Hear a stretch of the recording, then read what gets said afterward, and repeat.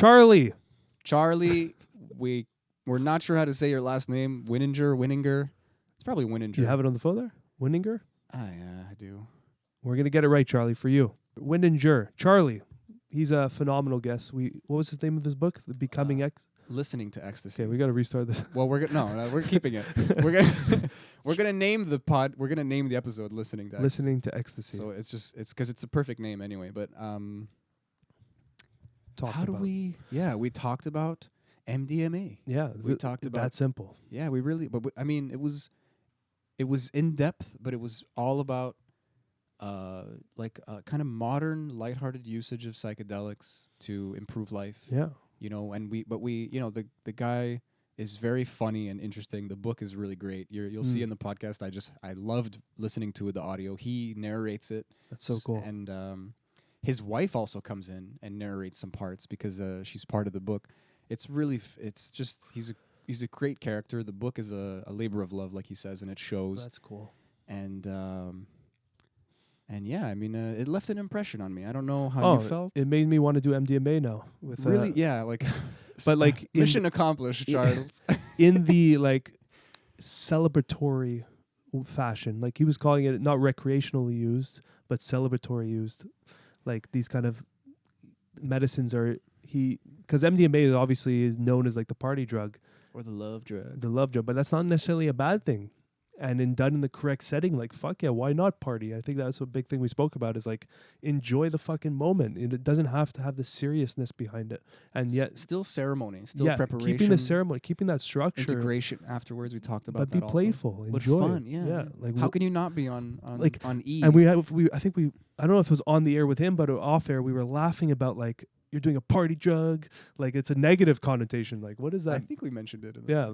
No, I'm just having a better time. I'm at a party and I'm having an increased time. How did that become a bad thing? It's party drugs. Humans are funny. We put a label and we clap our hands and wipe off the dust, and that's the end of it. But no, we want to know. We want to think we know, so we have a sound bite for a lot of opinions. But sometimes you just don't know, and if you don't know, now you know. Take some ecstasy, have some fun. Boom. I thought you were going to go somewhere else with that. If you don't know, now you know. But you can't do that. You all know. I won't say anything. Yeah. But I guess we'll end it there. Like, subscribe, do the things. We appreciate it. Comment. Go check out the book, please. It's on Audible. Go buy the soft or hardcover on. I'm sure it's just a soft. It's a pretty short book, actually. It's short and sweet. Yeah. Really, really do. I'm a fanboy. Honestly, I think I even overstepped a little in the podcast. I really enjoyed the book. I loved Charley. I loved his attitude and his intelligence and his wisdom. And I can't wait to talk to him again, to be honest. So enjoy. Yeah, and stay curious. Stay curious. Wow. Every time though. What's up, beautiful people? I'm Nathaniel Pearl. And I'm Sammy Sheva. And welcome to Curious Chimps Podcast, a show where we explore the infinite complexities of the human experience. We do not endorse anything illegal, so please consult doctors, do your research, and for the love of all that is holy, be safe. All right, let's talk about drugs. Curious Chimps.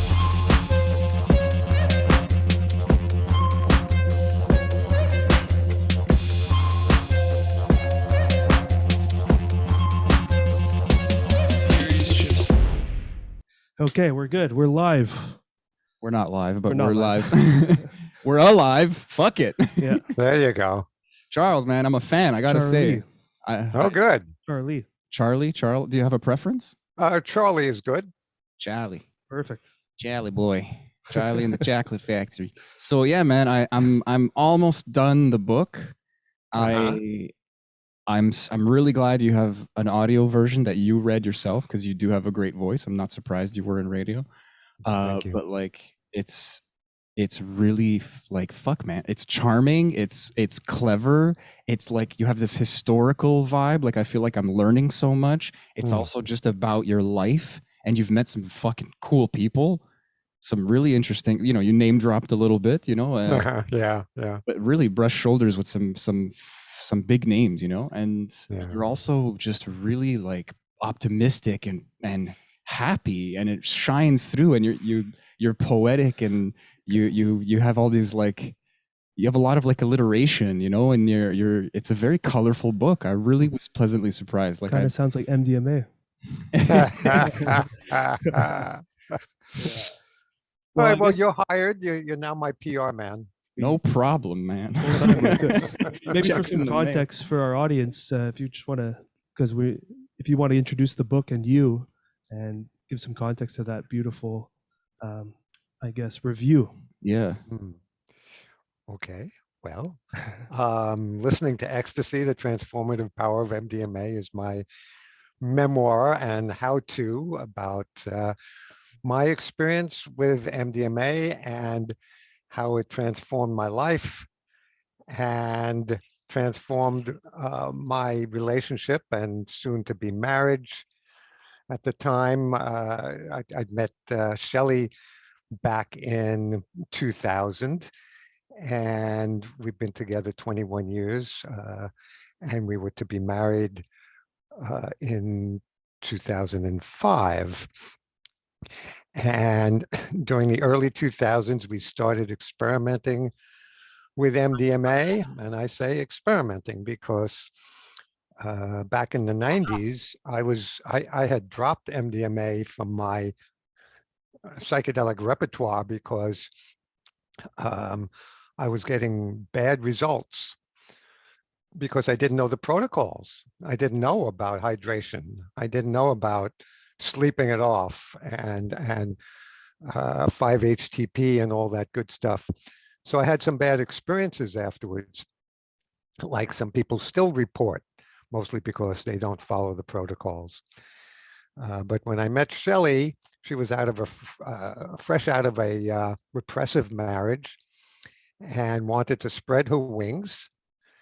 And when she found out that I was a psychonaut, one who uses psychedelic drugs, she said, I want to try ecstasy. My kids always told me about ecstasy. I want to try it. So, okay. So I made sure I educated myself about the protocols and made sure I found something pure from an old head back in the Lower East Side. And this was like 2002 now. And measured it to make sure it was the right milligram and made sure it was pure, which is, of course, the key. And because I felt not only responsible for myself, but for her too. And we had the perfect set and setting, which I can go into later if you want. It's all in the book. But when she first, watching Charley come on for the first time on MDMA was like watching somebody wake up from a long sleep and you didn't even know that they were asleep. And she was like coming to, she was like realizing within 10 minutes that this was her medicine of choice. And that I learned quite quickly that MDMA and my wife have much in common. They're both of the moment and joyful and celebrational. And so this was just made Charley, she was alive to begin with, but this made her more so. And it quickly became the icing on our relationship cake. And 75 rolls later, we are still going strong. We do MDMA about 5 times a year or so. I've never had the Tuesday blues. I've always had positive experiences. And after a while, I found out that this medicine was speaking to me and I should listen. It was teaching me a whole curriculum. So I started taking notes, and that's where listening to Ecstasy came to fruition. You mentioned in the book that you have like not missed one trip in terms of journaling. Like you really did keep notes almost every time. So Oh yes. did that is that like that's really the spirit of the book? There's just so much data and so much like literally writing already that's just kind of, it wrote itself in a way. Well, I would like the book to have written itself, but no, it took me 6 years to write this book. And for any writer out there would be able to tell you, writing is rewriting. Mm-hmm. It's an easy read because it was hard work on my end. It shows Uh, it's and fluid, yeah, and Thank you. entertaining. I don't want to give you too much of an ego, but I'm really enjoying it. Oh, go ahead. I'll Thank sprinkle you. it throughout the.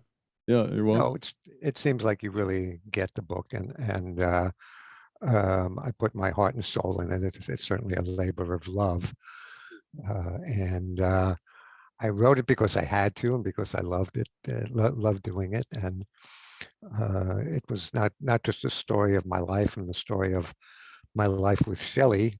The book goes back to, when I was a child. It also and shows how I've really been on the same trajectory all my life. Hindsight, Uh, 2020, right? It all makes sense always, like later. Yeah. yeah, because I've always been about wanting to, for my own reasons, because I felt like so alienated as a young kid. I was not a popular boy in school. I didn't get the girls, which was, what we boys always wanted, except the gay ones who they kept in the closet. But the guys like me, we just suffered in quietly because we were lonely and hankering for female companionship and couldn't get the girls. And I wasn't good at sports. I was pretty sort of lanky and uncoordinated, and had pimples and the whole adolescent bit. And the only people I really associated with were other kids like myself, and we were on the outs. And the jocks, and the kids into cars and sports, and who got the girls, they were on the inside. Hmm. And then the counterculture came to town in around 1966, which we nerds embraced wholeheartedly because it embraced us. And suddenly it was all reversed. We were on the inside and the jocks were on the outside looking in, saying, "Hey, wait a minute, what happened?" And we suddenly we were the popular kids, and we were the hip kids. So it was like exhilarating for me and the others. And we experimented, of course, with mind-altering substances, most notably marijuana and LSD. And as I write in the book, I grew up with a kid who was himself a mind-altering substance named Andy Kaufman, who any stand-up comedian alive will tell you that they owe something to Andy. And he went on to be big on Saturday Night Live, and played Latka on a show called Taxi, and was quite big until he passed away at a very young age. But so growing up in my town was quite an experience. But I was a psychonaut, starting close to way back then, um, and my whole life has been this trajectory of growth through the embracing alternate means of looking at the world, whether that be a counterculture, whether it means exploring spirituality, consciousness, psychedelics, and for me also growth through psychotherapy. Hmm. I'm not only a psychotherapist, I've been in therapy a long time, and every kind of therapy you can imagine. And it all wove together for me to make me who I am. It's interesting when you start looking at how the path formed and how every avenue was kind of necessary to be where you are right now. And it's like in each moment, it's like it doesn't feel that way, and it's hard to even visualize it. But as you Yes. ride that wave, it all makes sense, and then it becomes a point even where you almost don't want to have it any other way. You know? Right. Yeah.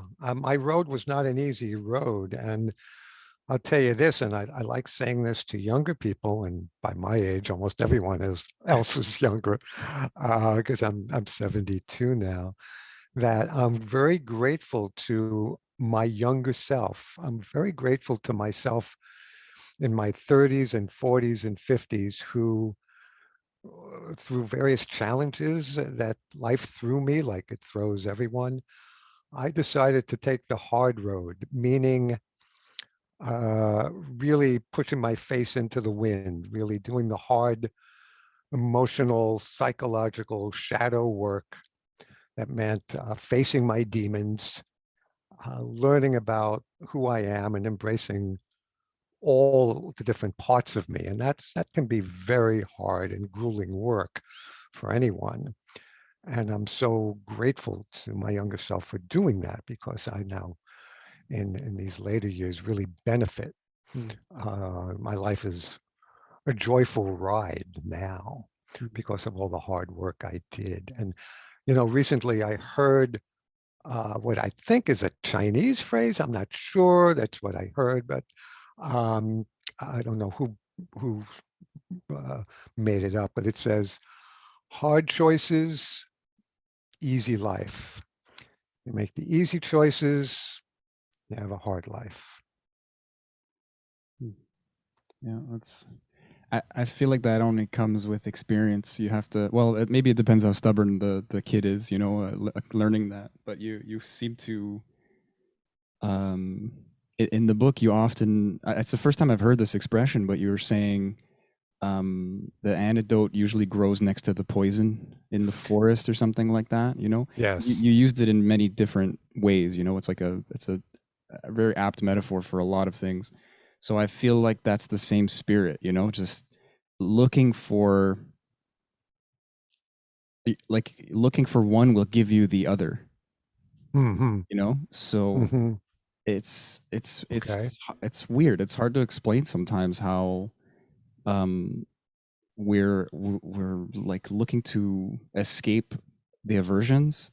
Mm-hmm. We end up landing in them. We end up like face first in them. Well, it And creates 10 other versions or 10 other. I feel like it's just a pattern. Mm. I keep thinking about Ram Dass and how happy he was before he died. Yes. And I just feel like you just practice who you're becoming. So Mm-hmm. that's just the like the older people get, they just kind of like sharpen whatever they're practicing. Yes, I Oh, suppose so. And there's really no getting around doing the work if you're going to have a satisfying and fulfilling life. And I learned this through relationships, which have been my crucible. I mean, Shelley is my second wife. Uh, my first marriage was following my old patterns, and we all have our patterns of the type of people we choose. Mm-hmm. I like to say that we tend to choose the same person again and again with a different face each time, until we confront and bust our patterns. And I had to, because that first marriage was very painful, especially the second half of that marriage. The first half was good, but the second half was rough. Um, and divorce was grueling. And I got out of that saying, I don't care what I have to do to avoid going through this again. I got to do whatever it takes. And so that for me meant more therapy. It meant not committing to somebody else for many years. I was single and dating around for about 8 years after my divorce, and confronting my patterns and dealing with my relationship crap. So that when I finally met Shelley, it was like a revelation to me because she certainly was different from any other woman I ever knew, any other woman I'd ever been attracted to. And if I had met her earlier on in my life, I wouldn't have recognized her as being significant. But because I did the work, I was ready. When you did the work, so you were doing therapy, were you working with plant medicines as well during that 8-year period? Yes. I was doing, yes, but to be honest, most of that work, this was in the 90s now, was with therapy. I was doing some work with plant medicine, some work with LSD, but most of the work I was just referring to was through psychotherapy. And of course, it can be done with plant medicines if you have a good guide and who's going to help you through it. I was curious to ask, what do you find would be the danger of not having a guide? If someone is just going to, like, Terrence McKenna it in a dark room, like with 5 dried grams. Well, yeah. yeah. First of all, I mean, you need to be prepared. You need to educate yourself before you do anything. That's part of your mindset. And the setting has to be right, of course, and the dosage has to be right. And certainly people can do extraordinary, remarkable breakthrough work on their own. But traditionally, as anyone who's studied shamanism will tell you, who knows the history, shamans were really the first psychotherapists. It's better to do it with a guide, somebody who's been there and who's done that and who knows the territory and knows how to keep you dealing with what you came to deal with. So a guide is not essential, but I believe a good guide will speed the process. Yeah, I agree completely. And looking back at my psychedelic experiences in the beginning, it was always doing it with a couple friends, but we're all in our own space, not really guided. And now I've been working with ayahuasca with facilitators, and looking back at that journey, it's just like there's no other way for me in my mind to do it these days, is having that guide or that ceremonial setting. Like you said, it amplifies the work, and really you can open so many layers when you have that surrounding protected and safe for you to experience without really worrying about those, I call them like 3D problems, where, yeah. So you're in your experience, and you're just with a good guide, they're just allowing you to access all those doors of perception. Right. And the guide will, of course, take care of the setting, the context, so that you don't have to, like you say, you don't have to worry about all that. And you know that you're safe, and there's going to be no interruptions. And that person is dedicated to just being present for you. That's where it gets exciting to see the therapies coming back, because you were a part of the 60s and 70s, and seeing these things go from widely used and spread to just slam, ban, and no more. Yeah. And now seeing it come back, but in that clinical setting where you have psychologists becoming guides now. And actually, one of our previous guests was just saying they're going to be offering a teacher program for psychologists and psychotherapists to do, and to eventually lead an ayahuasca ceremony through that training program. So it's amazing to see how medicine and like this deeply historical use of medicine we've been using for thousands of years is kind of meeting together now in the clinical world. Yes. And, I feel bad for most psychotherapists I know. I'm in New York City, which is one of the world's hubs of psychotherapy, because people here who live in New York need it the most, including myself. And most therapists are still look askance at psychedelics, and don't really understand their power and efficacy, and they're going to be left behind because within 5 years, especially when MDMA becomes legal in a couple of years, there's going to be a swelling of demand for therapists who know the territory and who can guide them.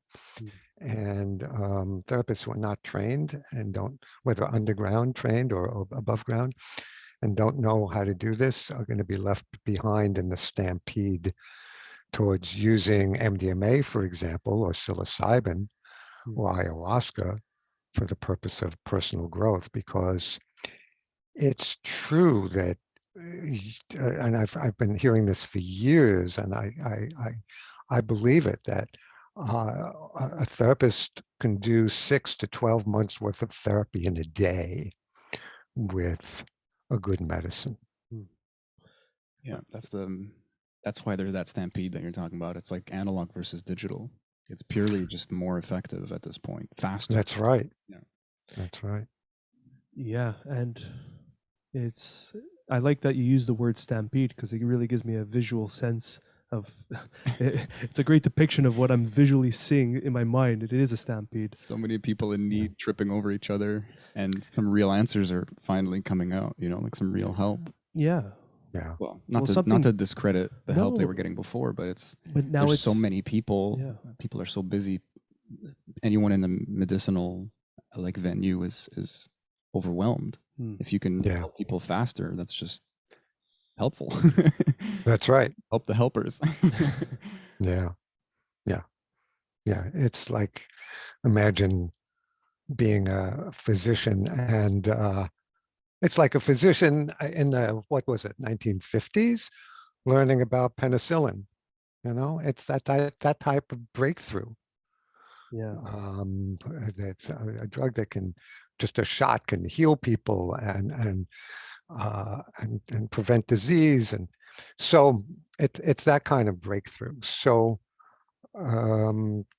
it's happening now. That's one reason why these are such exciting times in this psychedelic renaissance. Let me ask you this, because you're coming from a time where the wave peaked and you were part of the psychedelic world where just, I don't know how crazy it must have been back then, but then to see it get read the book. Yeah. But we can tell by the music it was a great era, but to see going from that to like a complete blank end without any deceleration, just a hard stop, and then that carried on for 30, 40 plus years, and now it's coming back. Like, what the hell does that feel like as someone who's lived through both experiences? Well, you have to understand that what stopped was the research. What stopped was what happened above ground. But the underground never stopped. People never stopped. It's not like nobody was taking psychedelics in the 80s and 90s. People were, and but we kept it really quiet because we were afraid not only of being busted, we were afraid of being stigmatized. And of course, the stigmatization is still there, although that's fading. And of course, there's a wave of legalization happening now too. But we just kept going and kept quiet about it. And I, to be honest, I'm a little embarrassed to say this, but it's really true. I struggled with, I guess, what you would call internalized shame.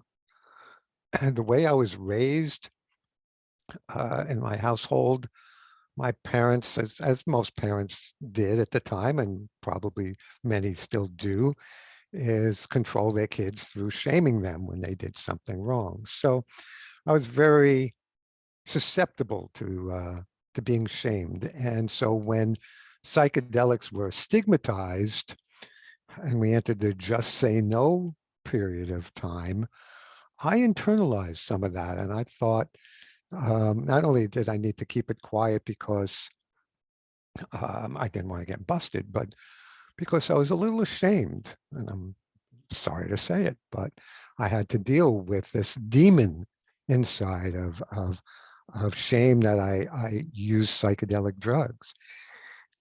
And with the Renaissance happening beginning in 2000, I started confronting this demon, part of the psychological work I was doing with my shadow side, and realized that it was just a bully demon and needed to be confronted. And eventually was able to get on the other side of that and realize, ashamed, no, I have something to be proud of. I don't have a drug problem. I have a drug solution. And I want to carry the flag. So It's amazing how that coin flips. Like they don't, it doesn't, you wouldn't even think it's the same coin, but it's like you have this thing that, like, for whatever personal reason, people might feel judged by society or by their peers or something. And you internalize that because, reasons, parents, like you said, whatever. But yeah. It's also almost exasperated by being a psychonaut because you're like regularly emotionally, spiritually, like flayed by these substances, and if anything, just more sensitive, which yeah, it's true. A benefit, yeah, it's true. Yeah, I can't imagine. I mean, I feel like a lot, I had to come out of this kind of psychedelic closet at some point as well, too, with friends, coworkers. Anyone can see the podcast, my family.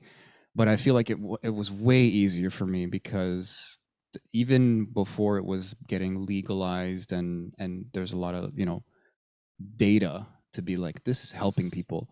It just seemed like, oh yeah, that's like a technology that's been around for a while. Like you're one of those, like they can kind of put you in a box and be like, unless they've had really bad experiences with it, it's you're kind of, you know what, now that I say it out loud, that's not much better though. You just like being dismissed is just a quiet bullying.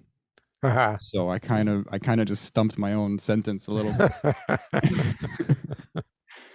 yeah. But I'm with you now. I feel proud as well. I mean, we've interviewed so many cool people who are helping people. I think this podcast had a big thing on that for us, because even I think from the first episode, I was more quiet about my psychedelic use, at least with my family. All my friends knew about it. But as this podcast started progressing, and I kept attending ayahuasca ceremonies and telling my parents I'm going to some yoga retreat, I realized at some point, what the fuck am I going to a yoga retreat for? No, I believe in this medicine. It's like, this medicine has done so much work for me and allowed me to heal so much. How could I even contain it in a lie?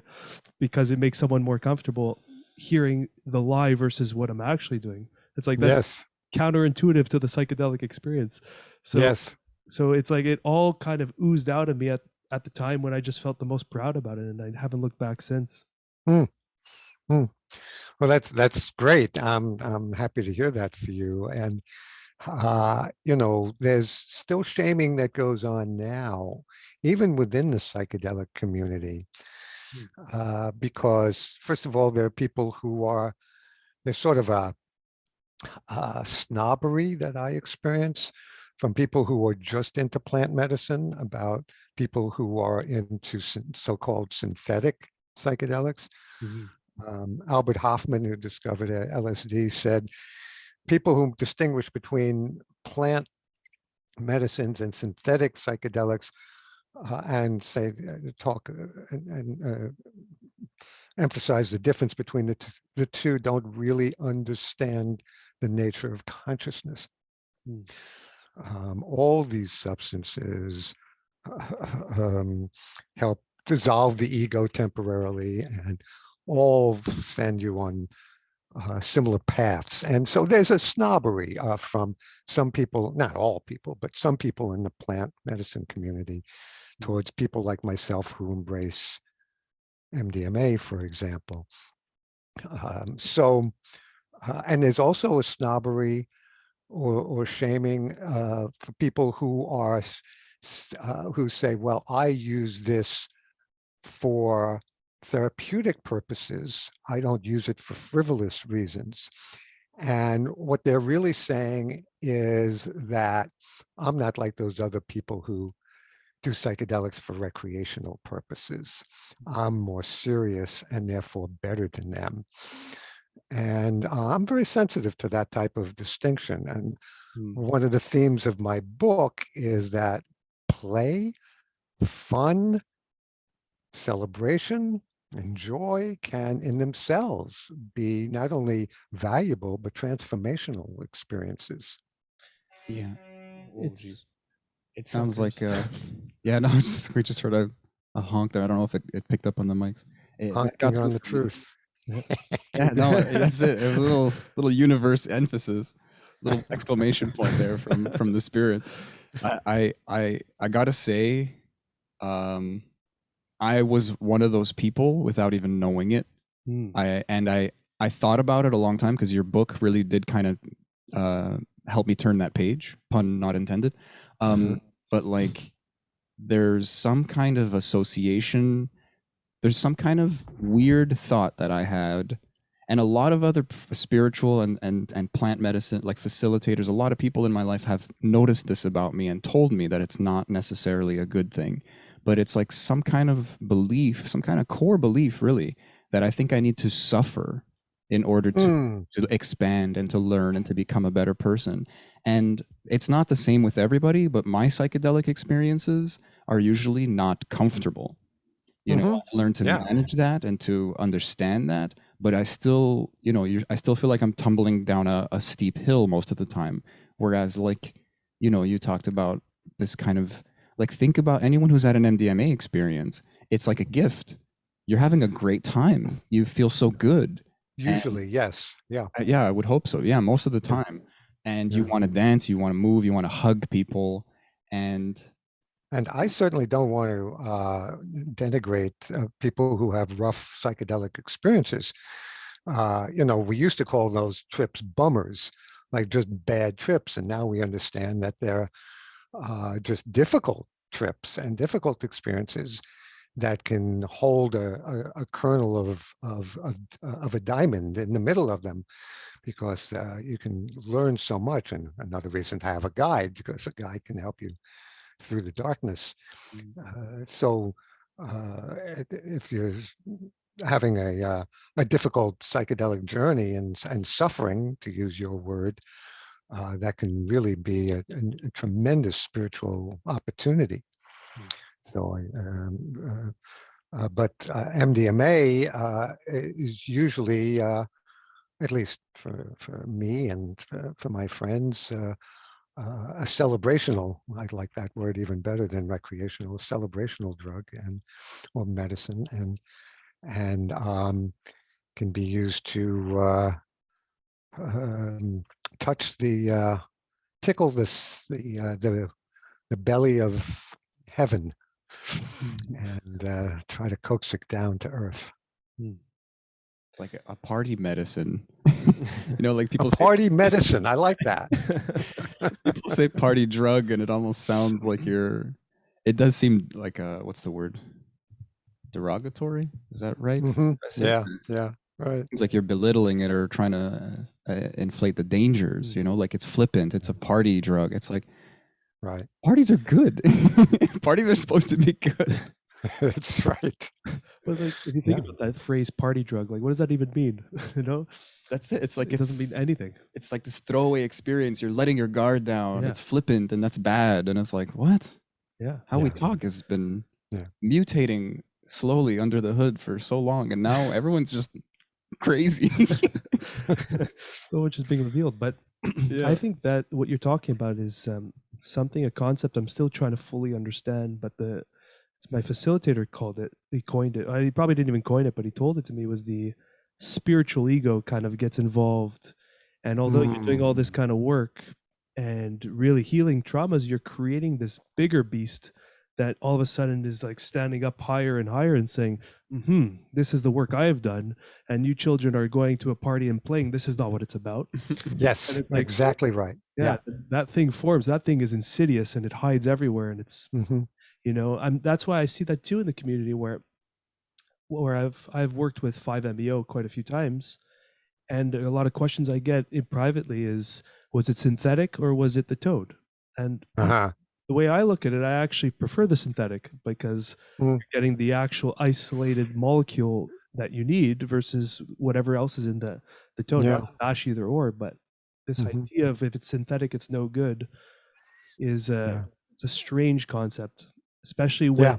we're talking about experiences and what we're actually experiencing rather than the molecule itself, you know? Right.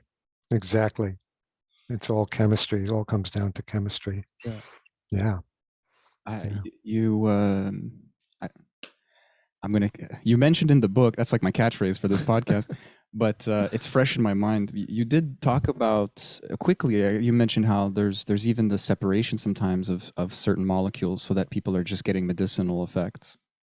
So I'm not sure what you mean there. maybe I'm mixing it up. Maybe it wasn't in your book, but there's often, like, let's say with Iboga or I can't think of another example right now, but Iboga is a good one. yeah, I think with psilocybin also, they've found a way to, like, imagine getting some kind of like some molecular benefits that might help the neurology or who knows what, but there's no actual trip. Ah, yes. I don't discuss that in my book, but I might have there's certainly a lot of work going on right now, especially in the new companies, the psychedelic companies that are emerging to try to play with these molecules, and they want to take the trip experience. Many of them want to find molecules that take the trip experience out of it and just give the other benefits, which uh, I don't like that idea. Maybe it's going to be beneficial to a lot of people. I can't say, but so much of the benefit that you get from psilocybin, for example, is that it does dissolve the ego temporarily, and it does uh, play with your consciousness and turn off the default mode network in the brain for several hours so that the brain can make connections that it would ordinarily not make. And you can see things in a totally new way. And like, why cast that out? They're trying to find molecules that they can sell over the counter in 20 years to people like aspirin. And so, yeah, these companies want to make a fortune, and maybe they will. But I hope there will always be those who understand the value of tripping, and the word we use for MDMA, of course, is rolling. I'd like to know more about the MDMA experience as opposed to other plant medicines and psychedelics, because Mhm. so I did it once. I think we spoke about this over the phone. I was at a rave slash club where it was like a club, but that's like simulates what a rave would be like. It's just a big venue. And I took probably way more doses than I should have. I had no idea what I was doing. I think I took 2 or 3 pills that night without Oh. actual measurement. Okay. And I had a phenomenal experience, but I remember for a month after I was just in the dumps. I don't know. I didn't do any Yes. work on Yeah. the after effects. Where something like ayahuasca or something, I actually feel a little bit tired the day after, but then I'm supercharged. Yes. Ayahuasca is the one medicine that does not require that you pay an energy debt. Energy debt. It's actually the opposite, especially if you keep the dieta going, the diet going that you had going into the experience, and you keep that going afterwards. You can stay not high, but humming for weeks on end. So true. Yeah. Afterwards. Elevated. Yes. Yeah. Yeah, absolutely. Absolutely. So, did you have a question in there? Well, I guess like, how does MDMA differ from those medicines? And maybe also we can get into the aftermath of after the experience and how to properly Sure. integrate back into normal life. Sure. Yeah. And integration, of course, is the key to any good experience like this. Without the integration, it just becomes a distinct experience for a day or a night, and ultimately doesn't have to make a difference in your life. But integration is the key. And there's a section in the book called how to avoid the Tuesday blues. And like I say, Shelley and I have never once had to suffer from that, because maybe because of our age when we started. We were, in our early 50s when we started together, and I felt responsible to her and for her good time, and so I made sure I was pretty conservative in the dosage and all that. So we would never do 2 or 3 times the dose in a night. We would never mix it with alcohol or any other drug for that matter for many years, except eventually we would mix it with cannabis towards the end of the roll. And so there you are. There's the protocols are very simple. You first and foremost test it beforehand, whether it's a tablet or a powder, and you can test it going to dancesafe.org, just like it sounds, dancesafe.org on the internet. Get yourself a testing kit, which is not too expensive and of course legal. And you test it. And if you have a decent dealer, you can test it before you buy it, but you certainly have to test it before you use it. And only use pure MDMA. If it's anything else in there, you don't want it. And so we only use pure MDMA. We have a good scale, which these days are cheap online, and to describe the scale also in the book. And so we weigh it to the milligram, and we never did more than 120 milligrams for the first dose.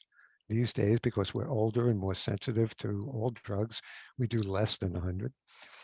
And we never boost with more than half the initial dose.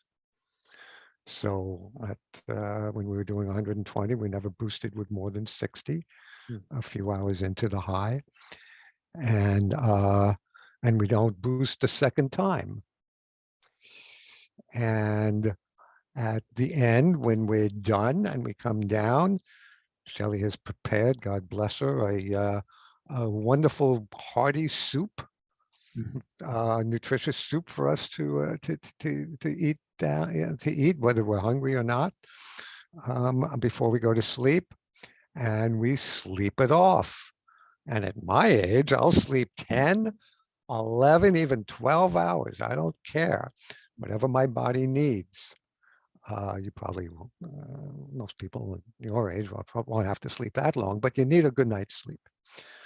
And that same night, when I go to sleep, I take 100 or 200 milligrams of 5-HTP, which is an over-the-counter medication, a herbal supplement that helps replenish the serotonin. And I take another 100 and 200 milligrams the following night at bedtime as well. And we follow these protocols, and they work like a charm for us. Very cool. Where were you 4 years ago? You got to burn to learn, my friend.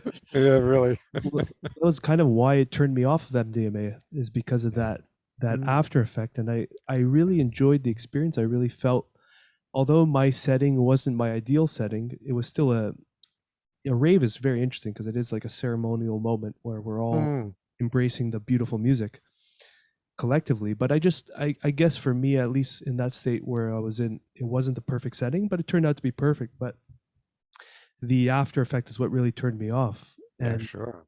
Now that I think about it, is we never actually tested this. I just trusted my friend's source, like all of us do. And now that these test kits are so widely available, like, put an exclamation mark on that, because that's super important. Expensive. Part of what I want to do with the book, part of my purpose is to call people back to MDMA. People like yourself who might have said, oh yeah, it was great, but then I came down and stayed down for weeks and I can't do that anymore. Matter of fact, and then I did too much LSD one time and I can't do that anymore. So, and they closed the door to all of it because they didn't know how to use it wisely. And so they had bad experiences. And of course, you can have terrible experiences with any of these substances. They're very, very powerful psychoactive agents. So I want to call people back and say, look, don't throw out the baby with the bathwater here. Don't shut the door completely. Yes, you shouldn't do it like you did it. You got to do it in a wise way where you really understand the power of the medicine and respect its power. And if you do it the right way, with emphasis on these protocols and on mindset and setting, you can have experiences that can be among the most transformational and joyous experiences of your life. Yeah, I'm very open to it, and I think this conversation's even reigniting that little curiosity. Want a party, man? Like, obviously, it's so subjective, but for setting, what would, in your eyes, be the ideal setting for something like this? Well, certainly for the first time, one should be at home. And if you have roommates, then you've got to ascertain, what's maybe just in your room alone, or in your room with a guide, or in your room with a partner, or in your room with a trusted friend. Who's around you is the most important aspect of your setting. So you have to pay particular attention to that, and be in a place where you know you're safe. And you turn the phone off. It's good to have a clock nearby so you could pay attention to the time if you wish, but you turn the phone off because the last thing you want to do is to be tempted to answer a text or a phone call and be diverted by, no, you need to be in complete control of your environment as much as humanly possible. I mean, you're saying to be careful of like who's in there with you, not even your roommates that have, like, if they're good friends, yes, it's like the phone is everybody. So there's just a 50-50 chance whatever notification goes off, it might totally screw your mood up. I guess that's right. Like we said before, you're just so vulnerable. And so with MD, with my personal experience as well, you're so empathetic. You're so like in need of and willing to give love. Yes. So it's just like, it's like a child. It's like you're just so squishy. I like how you're putting this, because it is a vulnerable childlike position that you're in, and you need to respect that and treat yourself like you would take care of a 5-year-old. And the first thing you do, what's your first role in dealing with any 5-year-old, is to protect them, and protect them from any possible harm, including emotional harm from anybody. So you need to be protective and caring and loving and tender towards that innocent child, and make sure that that child does not get exposed to anybody who's going to even inadvertently hurt them. I think that's a really big point, is because I do hear stories where people explain very bad experiences, and then whether it's mushrooms, LSD, or MDMA or anything else, and I ask them, like, what was or I don't even, sometimes just the detail comes out, but I can ask, and then they say, yeah, my friend was watching this really violent movie, and it was just, my experience was just tainted by that, and I got like anxiety and stress. And I think when you're venturing into these spaces, creating a ceremonial environment, it doesn't have to be as ceremonious as an ayahuasca experience or anything. But what I mean by that is just creating a safe space where the experience is in the spotlight and everything is taken care of around it. So you don't have these little distractions that can really set the mood off, and you honor Yes. the experience, you know? Yes, exactly. Yeah. Yeah. Yeah. Because like Sammy said, you're super vulnerable. And especially with something like MDMA, where it's really peeling away layers and this love and childlike behavior kind of comes out a little bit. If you hit resistance by uh, by external factors, that can really harm that fragility, that fragile part of you. Right. So to just continue with your original question about setting, um, I'm talking about now the first time or times that you do a medicine like Okay. MDMA. After you get experience and you know the territory, especially with something like MDMA, you can enter a situation like a rave. And Shelley and I have certainly gone to our share. And it can be because you're then in an environment where, what's the music called? EDM. One Yeah. person said that EDM stands for everyone's doing Molly. So you're in a situation where everyone is there to celebrate. Everyone is there for joy and connection. And it can be an exhilarating experience and transformational also. But even then, you want to go with your friends. You don't go to that alone. So that you have friends to bounce off of during the course of the night, and just in case you need to. Yeah, the friend thing is a big one because I remember that night. I'll never forget it, but there was moments where I kind of get lost in the crowd, and then I just like look, and then I just see my friend like telepathically connected. She's looking back at me, and we lock eyes. We're just like, yeah, we're good, and we just continued. Exactly, exactly. Some internal And you alarm. know what? That's like, I mean, you're talking to a psychotherapist here. That's like the childhood state. Because what does a 5-year-old need? If you've ever seen a 5-year-old outside with its mother or father, they'll like go off and start exploring, and then they'll come back Mm. to just touch base and hug their mother, hug their father, and then go off and explore again. Yeah. And we're in that very vulnerable, childlike state when we're high on something like MDMA. Mm. That's funny.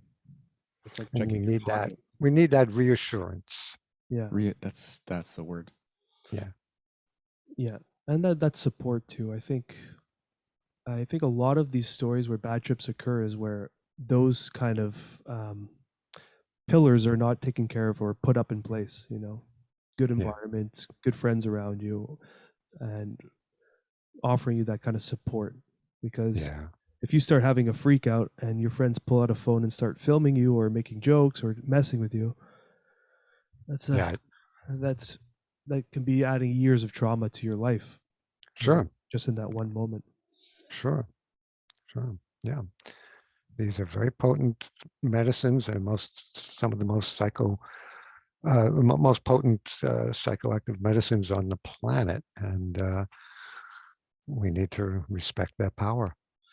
Without getting into such crazy scientific detail, I'm curious about how MDMA affects the brain as opposed to other stuff like ayahuasca or LSD or mushrooms. And if it's out of your field, don't worry about it. I'm not a scientist, but I can speak a little about it. MDMA releases serotonin in the brain and in the gut. So your system gets flooded with your own serotonin and also oxytocin. Serotonin is the feel-good hormone and mood uplifting, and oxytocin is the bonding hormone where you feel in sync with others. So whereas like a simple amphetamine, you might feel good, but you don't feel that empathy and that bonding. So MDMA, you feel both And so you're flooded with serotonin and oxytocin, and this combination is where the magic happens, because you feel tremendous feelings of well-being and safety, as well as connection and empathy with others. And so if you have a guide, you can really go deep, and that's what they do in these clinical trials for people suffering from the worst cases of post-traumatic stress disorder. The trauma can emerge, and they can go back to the scene of the trauma without freaking out, because they're feeling so safe and held by the medicine and the setting and the guide.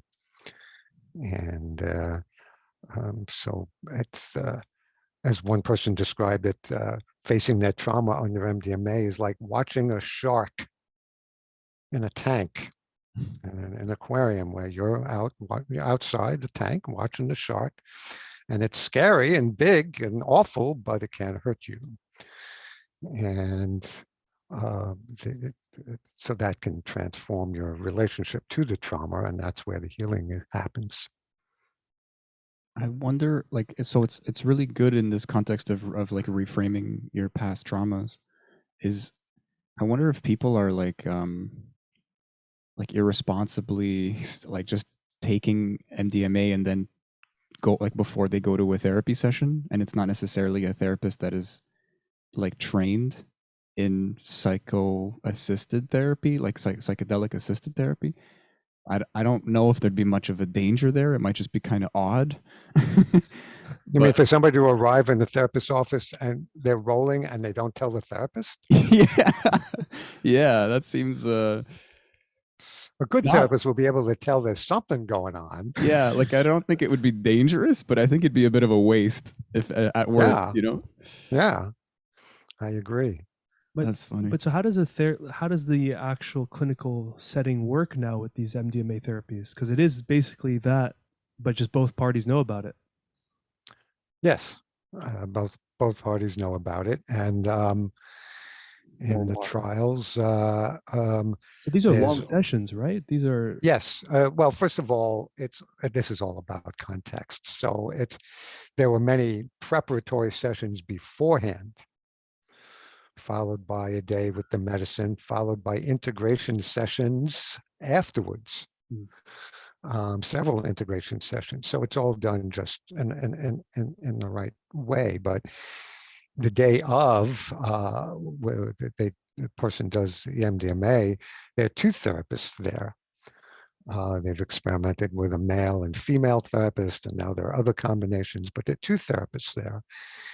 And it's in a setting that looks like, I guess, a cross between a home and an office. Very comfortable. There's music available, soft lighting, and often a blindfold for the person if they choose to use it. And therapists will encourage the person to go inward and maybe just listen to the music, sometimes on headphones and with blindfolds, and then come out when they're ready to talk about what's going on. And with these clinical trials with people with PTSD, what tends to go on is that people, without the therapist saying, okay, now go back to the time where that person raped you, or that the enemy fired upon you in Iraq or whatever. No, they don't have to do any of that.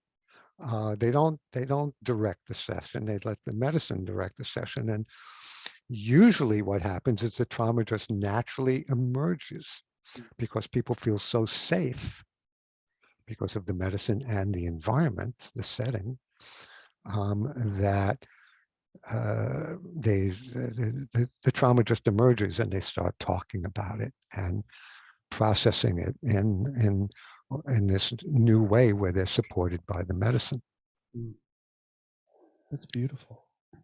Yeah, it sounds like therapy steroids almost. Like it's really like you're talking about the oxytocin, like you're really getting the person to be more trusting and opening in such a perfect setting where that's going to benefit them, and like you said, they don't even need to pry, they don't even need to like re-traumatize this person and That's dredge right. things up. It just kind of starts bubbling up.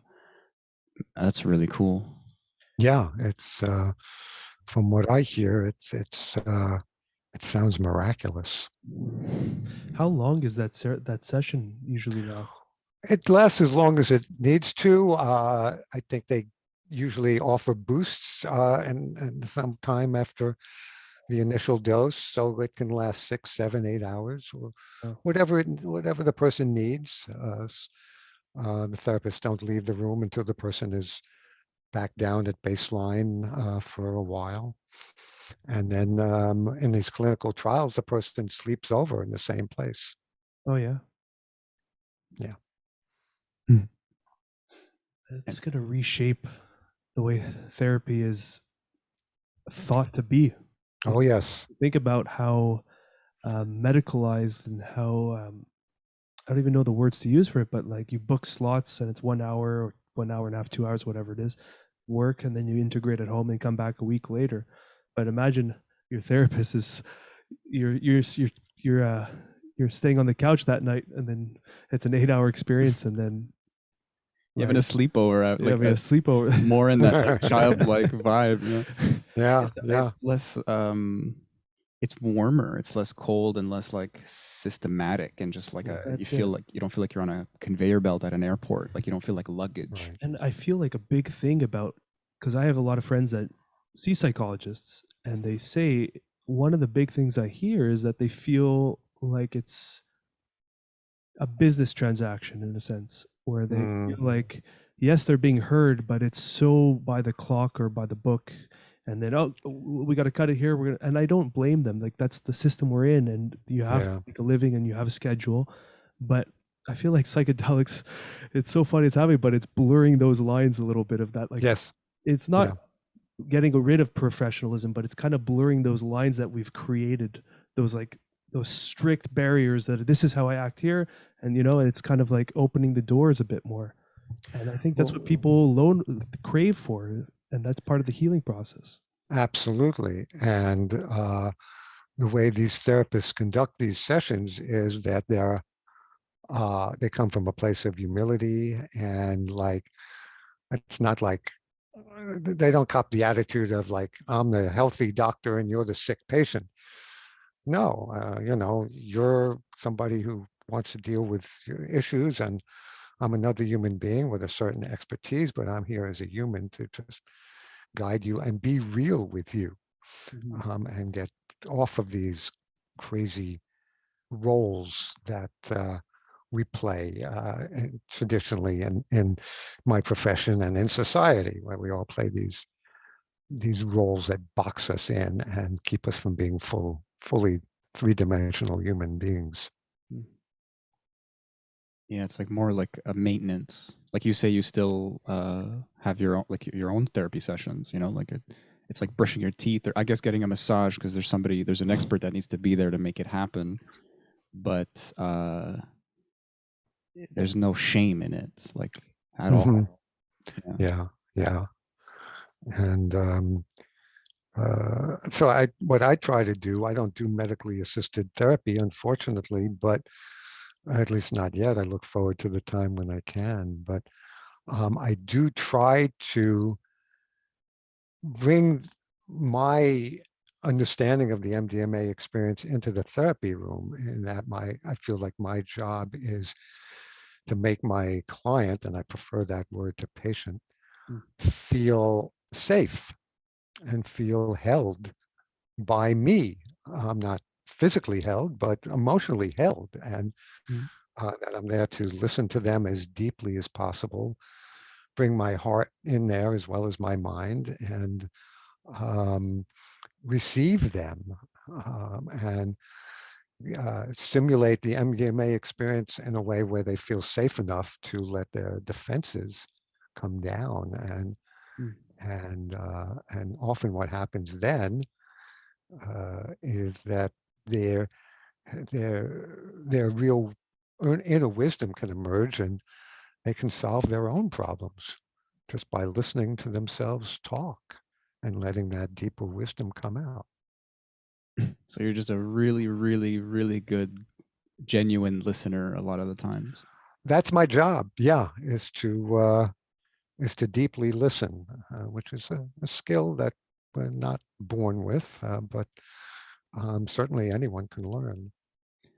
What do you think about like there's a kind of trope with therapy, any kind of medicine where you have to compartmentalize.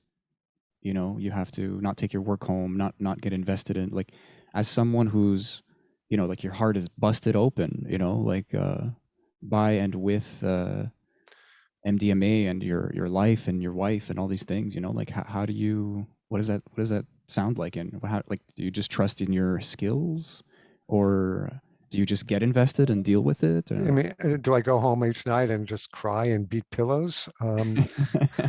Sometimes I feel like it. Yeah. I mean, there is I guess, a certain amount of compartmentalizing that goes on just because I'm seeing somebody for 50 minutes, and then soon afterwards I'm seeing somebody else for another 50 minutes, etc. So I have to maintain some sense of emotional boundaries so I don't, you know, end up emotionally bleeding from one client as I'm about to see the next. But that said, my job is to be there with a whole heart and an open heart, if I can have the skill to muster it at that moment. And that's what it means to truly listen and to deeply listen and to truly receive somebody. It's with an open heart. And that means that part of my job is to be skillfully there as a human being and vulnerable myself. And sometimes, not too often, I'm sharing my own experience with a client when it's appropriate. I don't want to make the session about me, but sometimes it's appropriate to share my own experience, and that can be, of course, very, very helpful. And vulnerability can be contagious in a very good way. Yeah, that's super true. I love to go into the integrative aspect of these medicines, and I was gonna bring it up also. yeah, we got it, bro. It's because it seems like a meme. It can be a little ambiguous sometimes. It has been for me. And like, to understand the full range of that word, it's like I kind of learned integration over the years by stumbling around and mistakes that kind of naturally forced me to integrate. But to have like a more concrete idea of the word, I think for our audience could be really valuable too. And especially something like MDMA is like, what's the stages of integration? What do you do after that experience? It's a short question with a long answer. How much time do we have? So the first thing is, after the experience, is to hang out with yourself with it, and preferably with a journal or anything creative that you want to do. This comes out of Stan Grof's work with LSD. You know, he'll sometimes have people with colored pencils or paints to draw pictures, um, anything creative, movement, song, making music, writing is perhaps one of the best ways, like a journal. And then to share that with your guide afterwards, and to deal with the stuff that came up during your experience and talk it through. And if you do the type of therapy that I do and that I believe in, it's not only just talking about it, but going through experiential exercises to really confront demons or the shadow side, and deal with to do the hard work of therapy, of dealing with the difficult stuff that came up that might have made you cry, or that might have made you scared, might have made you furious, and um, processing it through. And this is you can do one trip or one role and process it for months and months and even years, if it's a profound enough experience. So that's the beginning of the answer to your question about integration. It's an ongoing experience. And then there are other ways of integrating it into your life, such as you might decide, like, well, I don't have a very good relationship with my body. I need to start doing yoga, or I need to start eating better. I need to really work out and exercise better and honoring my body more. That's integration. Mm-hmm. So there are all kinds of ways of integrating an experience. That's cool. I guess maybe in a kind of defensive way, I'm real, like, it's not witchcraft, you know, like it's easy to avoid, but it's really just identifying what came up in the trip and then chewing on it. One way or another, and it's almost like ammo for future therapy, or like you said, that's right. That's plain English. Right. That works. Yeah, a lot actually. It can be ammo for future therapy for months and even years, because so much can emerge. Yeah. You said are you short on time, or we were No, I'm good. Okay, awesome. I'd love to keep going. Okay. No, this is fun. You're asking good questions, and I like the way the two of you bounce off each other in good ways, and so I'm liking this whole thing. Just two chimps over here, and you got three here in total. I don't know how well. Yeah. Honorary member. Yeah, I mean, that's a big one, and I like that you pointed that out about the sense of your body and how that could be integrative as well. And I've caught myself so many times where that was the message I got from my ayahuasca experience, and I kind of ignored it. So subtle, but it was like during the experience, I remember having a realization, like, oh fuck, like I need to clear out my diet a bit. I'm too acidic, and then I kind of forgot about it because maybe I didn't journal it in or something. And then these problems still came back. And then when I went back for ayahuasca months later, it was like a slap in the face. Like, I told you the message and you ignored it. And then and then I integrated that afterwards. But that's a big one too, that sometimes we think it's so psychological, but sometimes the integrative process is a physical change. Yeah, it can be very simple like that. That's right. And very, very fundamental like that. Which it's still a psychological change, but it's manifesting in the physical. Maybe it's the purest, like that spiritual ego again, where you expect to just be changed by the medicine, or it's like, no, you've been given a gift of knowledge, but like learning anything else in your life, like if you are a scatterbrain and you need to agenda, you need to schedule, you need Post-its, you need whatever you need, like, we're human. These are not necessarily nootropics that are going to make you remember the thing better. You still need to learn. Like, it's like integrating any habit. It's that's right. It's work. Thank you. Yeah, that's a good way of putting it. Yeah, it is. There's no dancing around it anymore, I guess. It's just no. There's no avoiding it, and it's work, and the beauty of it is a good psychedelic like MDMA, especially, can be a fun way to learn, and a fun way to begin the work process. But I want to there's one aspect of this, if you don't mind, that I would like to talk about, because we haven't really touched on it today yet, and it's really fundamentally important, which is, especially when it comes to MDMA and some of these other medicines as well, but especially MDMA, because I like to call MDMA the chemical of connection, because it helps you connect not only with yourself, but to others, right? And we've spoken a little about that today.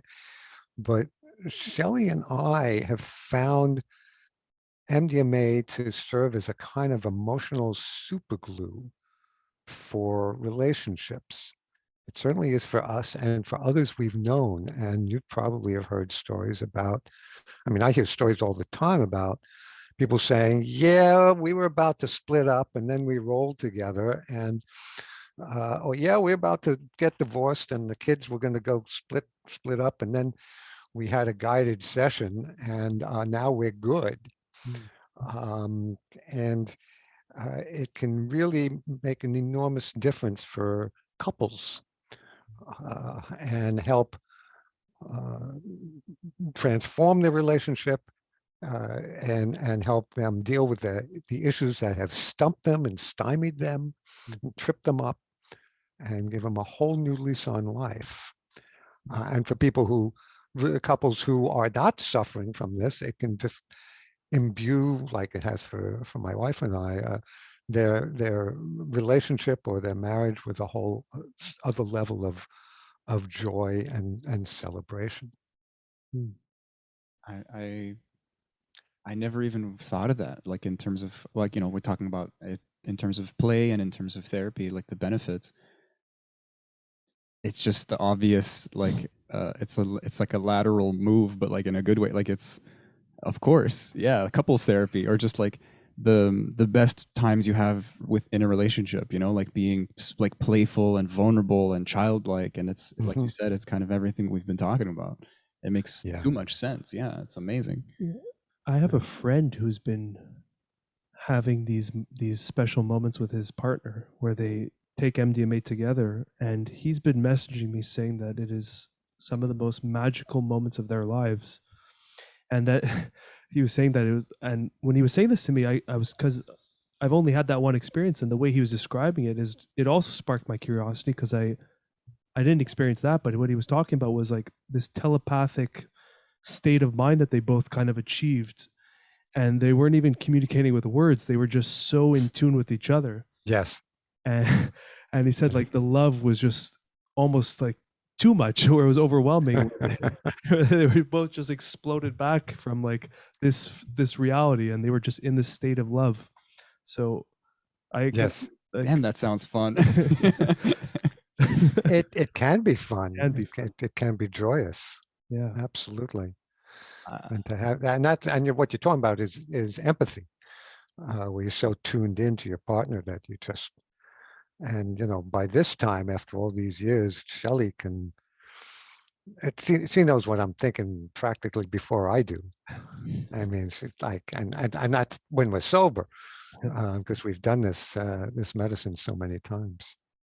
So here's a question: before you two experienced the MDMA and after, how did that change the relationship or improve the relationship? Well, here I'm afraid I'm going to come across as boasting, but maybe I am, because I did a lot of work on myself, like I was talking about earlier, because I wanted to avoid the mistakes of my first marriage. So finding Shelley and recognizing who she was, even though she was different from anyone else I ever met. And so it took me a little while to realize her significance to me. It was a revelation. So we are unusually compatible. So we were good going into this exploration. We didn't need it. We just wanted it. She wanted to explore, and I decided to help her and join her in the exploration. So it was, like I say, the icing on our cake. We already had the cake. We're just very blessed in that way. And it just made we would have been fine without MDMA, although our lives wouldn't have been as joyous as they've been in the last 20 years. And there's another aspect of this that when it comes to relationship too, is because there's a whole community around MDMA and around psychedelics and around people who tend to become members of MAPS, for example, Multidisciplinary Association for Psychedelic Studies. And so we've been swimming in these waters for 15 years and helped build the community here in New York City. And that's really added to our joy because the people who do psychedelics, especially when you're past 18, 19, 20, 21, and you're doing them in ways that are more deliberate and conscientious than you might as an adolescent, you're going to hobnob with people who are among the most wonderful people you'd ever want to meet. People who are open-hearted and open-minded and explorational and really care about other people and themselves and their own growth and development and are good-humored and become even more so from the use of the medicines. The most wonderful people you'd ever want to meet. And at least for Shelley and I, they become basically our best friends over the years. So that's another way doing the medicine has transformed our lives is we discovered this whole community of fellow seekers. You know, one of the admonitions in the psychedelic world is find the others. And we made it our business too. And so that's added to our joy and our whole sense of belonging in this crazy world. Connection. Because we live in a crazy world and we all need a sense of belonging. And this world is rife with loneliness and alienation, as I'm sure you're aware. And so to have this tribe is priceless. This growing tribe. It's a growing tribe, yes, and a tribe around growing. That's right. It's feeding off of each other. And Yeah. that's a really beautiful point to emphasize is the expansive nature of this work is as you expand, you start to expand into others that are expanding. And then you form these connections with people. And it's like we laugh about this, but some of the guests we've had on, you included, is like once you've kind of know what we're talking about or been to the spaces that we kind of share those moments of psychedelic experiences, there's like a deeper connection already. Yes, because you have so much in common. Exactly. And then when you meet someone who's done the work as well, it's such a breath of fresh air because it's so relatable, you know? Yeah, exactly.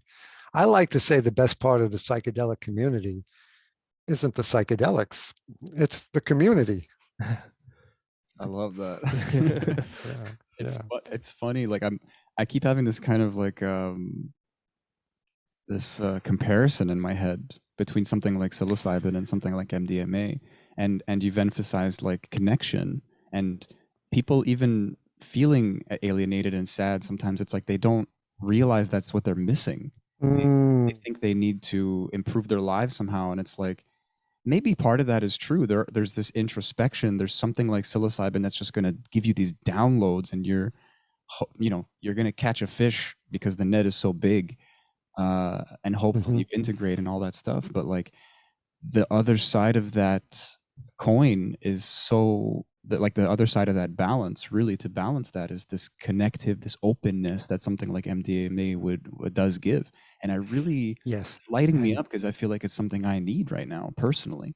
Yes, well, we all do, and that's part of the integration process, is being with others and being with the right others that understand what you've gone through and where you're at and what you're going through, and are there to support you and cheer you on. That's part of the integration process. And I unfortunately have to say that I have just I I saw that I actually have a session coming up, Yeah. and so I have like 3-4 minutes left. Oh, Yeah, that's a great way to end it, honestly. I would love to have you back on another time in the future. So Sure, there's no happy to. awesome, man. Yeah. Any closing? Anything? I think we said it all. I don't mean. Well, if I may, since you're giving me the opportunity, Please. you can find listening to Ecstasy on Amazon. And if you don't like Amazon these days, and a lot of people don't, and I can understand that, you can find it on the Simon & Schuster website, listening to Ecstasy, the Transformative Power of MDMA. And you can get the print edition, or as you say, the audio edition. And it which was a you're reading, by joy. the way. Well, which I narrate, and it's a joy giving voice to my voice. Beautiful. It was really a pleasure to be involved with that. So so thanks for the opportunity here to come on and plug my book and explore all these topics with the two of you, because they're very meaningful to me, and it's really where I live. And so thank you very much. Thank you very much. It shows, man. Yeah, we're grateful to have you. We know you're in a rush there, so we'll let you go, but the pleasure was all ours. Okay. All right, everyone. All right. Stay curious. Take care. Take care. Take care. Stay curious indeed.